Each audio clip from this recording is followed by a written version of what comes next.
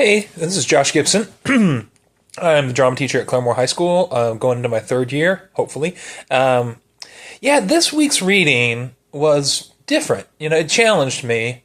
But in the first essay that we read, I like that idea of taking people that, don't have a lot of acting experience or no acting experience and throwing them into a salon type setting and learning how to act through that process. That must have been really interesting, engaging, exciting to be a part of that. I liked the exercise.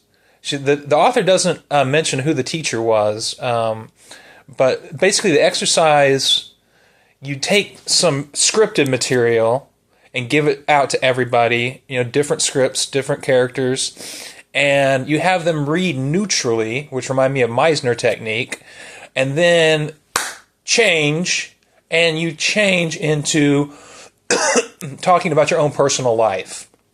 And all this, and both the readings talk about this, is in the one article they refer to it as a dialectic, the other he refers to it as a paradox.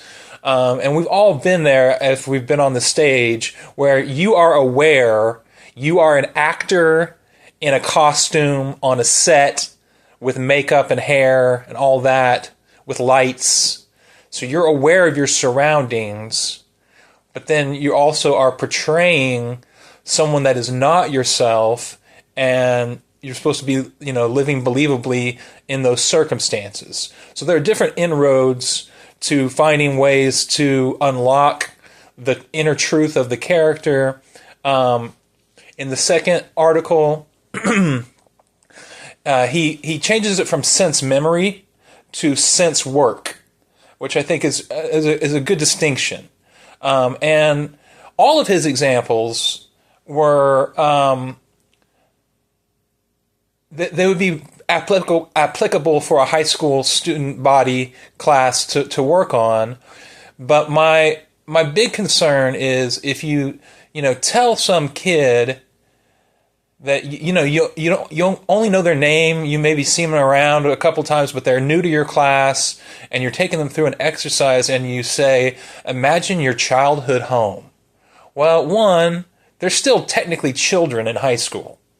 So, but what if their childhood home was destitute, with not enough food and there was no love in the house? What if they had a really bad experience? So that's where I'm hesitant. I think, personally, as an actor, I think I would benefit from doing Strasberg techniques and working on sense memory, sense work. But for high school students, I wrote in my essay that it could open a Pandora's box. It could lead the kids somewhere where, you can't guide them back out of that. So that's why I'm hesitant with the Strasberg method. I see its value. I think it's well thought out. I think it's well articulated in both these essays that we read this week. I just don't know that for the work that I do, if using these techniques would not be possibly detrimental to the students. But you can't argue with the results, and they have a lot of great productions and talent and people that have studied under Strasberg. So I think the method is got its place in theater history and in the world. But for me and my purposes, I'm more attracted to Viola Spolin techniques, because I think those were written with young people in mind. And they lead to a lot of the same places that Strasberg leads to. It's just a different kind of atmosphere. So those are my thoughts, and thank you.